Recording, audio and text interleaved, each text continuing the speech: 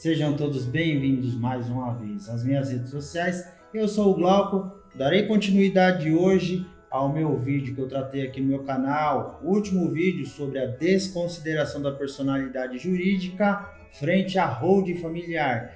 Então, no meu vídeo anterior, eu falei sobre vários aspectos normativos. Na verdade, eu fiz um monte de leitura dos artigos de lei concernentes relativos da desconsideração da personalidade jurídica quando o processo, na sua fase executiva, vai atingir os bens dos sócios. Eu vou falar de alguns instrumentos, os instrumentos principais que a Justiça utiliza.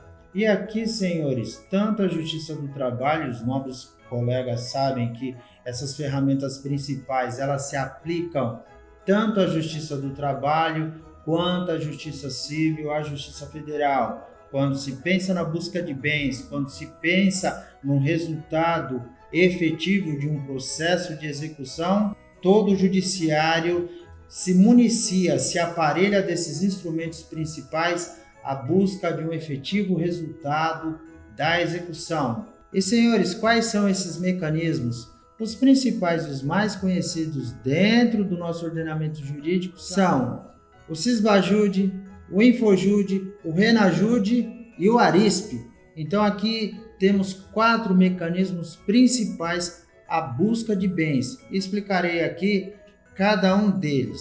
E é importante ressaltar que quando eu penso nesses mecanismos, eu vou pensar numa efetividade jurisdicional à busca daquele patrimônio. Então, puxando o gancho do meu vídeo anterior, quando eu penso numa holding, quando eu penso numa estruturação de um patrimônio, e ali eu vou fazer ou a integralização do capital, ou vou fazer qualquer outro procedimento para resguardar tanto os meus ativos quanto os meus passivos, eu vou pensar, claro, como eu fiz menção, em não deixar débitos. Na medida do possível, se estrutura para que esse capital ele não sofra uma incidência maior de imposto. E eu vou tratar aqui nos outros vídeos que eu vou gravar aqui, efetivamente, a constituição desta holding é para se eximir aí de uma carga tributária, e a gente está vendo aí o governo esse ano mexeu novamente na reforma tributária, infelizmente não foi na busca da redução dos impostos. A gente viu que nossa carga tributária aí está batendo o pico da maior do mundo, a construção do IVA e todos os seus microsistemas de cobrança agregados dentro dessa estrutura que eu penso da reforma tributária. E para aquele que pensa em reestruturar todo o seu patrimônio e pensando principalmente na sucessão, um planejamento sucessório, neste ponto é fundamental. É claro que a holding deve se resguardar desta proteção legal. Quando eu penso justamente na menção que eu fiz, se há uma dívida, quite ela, procure solver essa dívida para que não se tenha problemas, porque, por exemplo, eu falei dos 4 institutos principais na busca patrimonial num sistema informatizado, porque já abordei aqui no meu canal que todo o processo atual judicial ele é eletrônico e a distância do juiz para o bloqueio judicial é de alguns cliques ou basta apenas um. Então eu menciono aqui, por exemplo, o primeiro, que é o Sisbajude. O que é o Sisbajude? Que é a sigla que traduz Sistema de Buscas de Ativo do Poder Judiciário. Então o juiz, através desse mecanismo, é um convênio que o judiciário mantém com o Banco Central, em que tudo aquilo que é atrelado à conta do devedor é objeto de pesquisa, é passível de pesquisa. Então, se o devedor ele tem algum ativo, e aqui eu faço menção direta a dinheiro, em qualquer sistema bancário, em qualquer instituição financeira, esse crédito ele será objeto de bloqueio. E digo mais, o credor pode se valer também do que chama de teimosinha permanente. Glauco, o que é isso? Teimosinha permanente. Teimosinha permanente.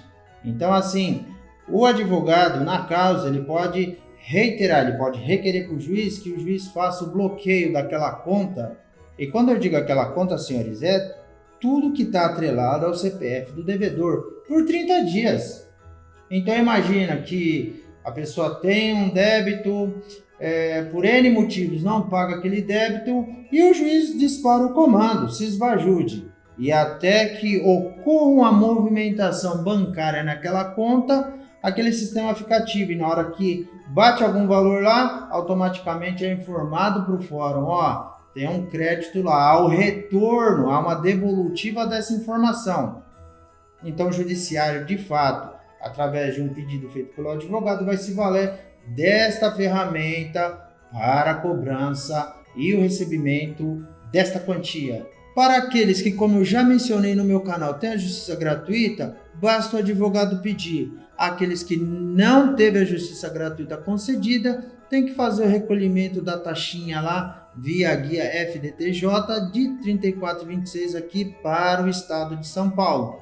E esses valores para o ano de 2023. Senhores, e quando eu penso que uma holding ela não deve ter problemas aí de qualquer natureza envolvendo débito, eu penso que essa ferramenta vai ser aí um elemento de dificuldade para se resolver, para se dar andamento a uma consolidação e uma proteção a esse patrimônio. É claro que se, em tese, há o bloqueio indevido, o que aquele devedor ou um terceiro de boa-fé pode se valer quando ocorrer esta situação? Ele pode se valer de um conhecido instrumento chamado embargo de terceiro, para que aquela conta seja liberada, aquele bloqueio ele não ocorra.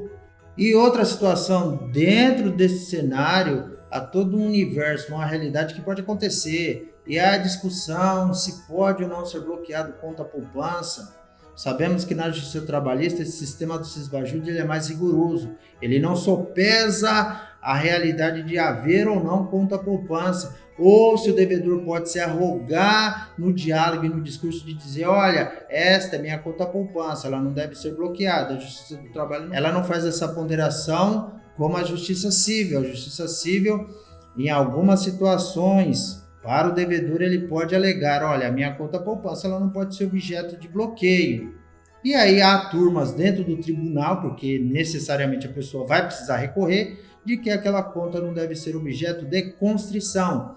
Uma outra realidade que envolve quem recebe benefício do INSS, os aposentados. Tem situações, e muitos já vivenciaram isso, de ter o benefício bloqueado. E aí também cabe um recurso específico, procurando o advogado de sua confiança para o levantamento desta constrição e o levantamento efetivo do dinheiro que foi bloqueado. E aqui, senhores, eu menciono só o Renajude, aqui é só uma janela, o pico do iceberg do que são os problemas relacionados com os bloqueios judiciais pelo convênio Sisbajude. Só que não tem só o convênio Sisbajude, tem o convênio Infojude, que aí o juiz ele busca as informações fornecidas pela Receita Federal. Então, tudo que a pessoa declara à Receita Federal é objeto de análise, é objeto de resposta da referida Receita Federal ao Judiciário, contando que essas informações elas são tratadas sempre com sigilo, sigilo necessário para que terceiros não tenham acesso a essas informações. Então, tudo aquilo que a pessoa declarou vai ser objeto de constrição. Se na formalização de uma hold ainda não constituída ou hold constituída, a pessoa declarou aquele bem, e aí eu vou pensar numa desconsideração inversa da personalidade jurídica, o que é isso, Glauco? Da pessoa física, daquele que quer ou pretende constituir a hold, eu vou na pessoa jurídica, talvez formalizada, de referida à hold que ele pretende.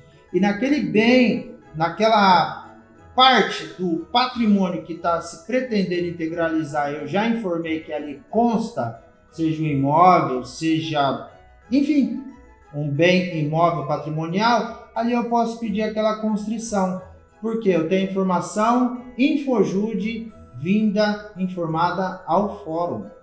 E eu tendo pedido bloqueio judicial para o juiz e ali os procedimentos para que seja levado à asta pública este bem imóvel, objeto de penhora, é claro que o devedor ele tem a defesa, ele pode alegar os embargos do devedor, se estiver no nome dele, ou embargos de terceiro, se de alguma forma já estiver no nome de terceiro este imóvel. E aqui sempre eu ressalto a necessidade de provar boa-fé. Um terceiro de boa-fé que não teve relação com aquele processo, ele vai buscar a defesa necessária a tutela dos seus direitos e evitar que esse direito não seja violado. E a quarta pesquisa que eu mencionei, realizada pelo Fórum, nada mais é que o ARISP, o convênio ARISP, que é o convênio que a Justiça tem com a Associação de Registradores Imobiliários de São Paulo. Então a associação ela vai informar a Justiça tudo aquilo atrelado ao CPF ou ao CNPJ do titular da empresa. Então, se o bem foi declarado na Receita Federal, aquele patrimônio bem imóvel consta no nome do devedor, vai ser objeto também de constrição. E aí cabe as defesas que eu mencionei, embargos à execução ou embargo de terceiro ao terceiro de boa-fé. Caberá essa defesa, portanto, para a tutela dos seus direitos. Aqui, senhores e colegas causídicos, eu falei só a ponta do iceberg das 4 principais ferramentas que o tribunal se utiliza na busca patrimonial. Tem outros, ofícios sem SEC, tem tantos outros ofícios que o credor pode se valer na busca patrimonial. Então, quando eu menciono que não existe blindagem, quando eu penso que a justiça ela vai utilizar todos os meios possíveis e necessários à busca desses bens, é importante fazer primeiro, dentro desse planejamento patrimonial, e aí quando a pessoa pensa no planejamento sucessório, é evitar aí que se tenha um passivo, ou que ele seja no mínimo mitigado, para que esse processo ele dê continuidade, porque lá na frente a redução da carga tributária é significativa. Eu vou tratar desse tema aqui nos meus próximos vídeos. Por hora, eu fico por aqui. Agradeço quem me acompanhou até o final deste vídeo e nos veremos no próximo tema em análise da hold, estudo da hold, debate da hold. Um abraço e até lá.